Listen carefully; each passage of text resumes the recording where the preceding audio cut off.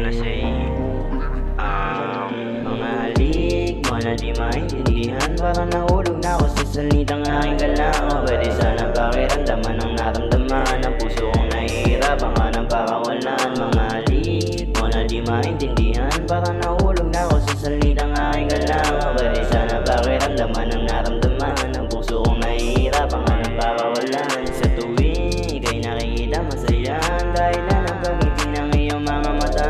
Sabi mo sa'kin ka lang nakakapagpahinga. Kung sa'kin ka lang edi sana di ka nagdadrama.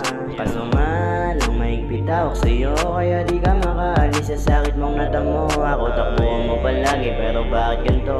Pwede naman bumitaw kung di mo ginugusto.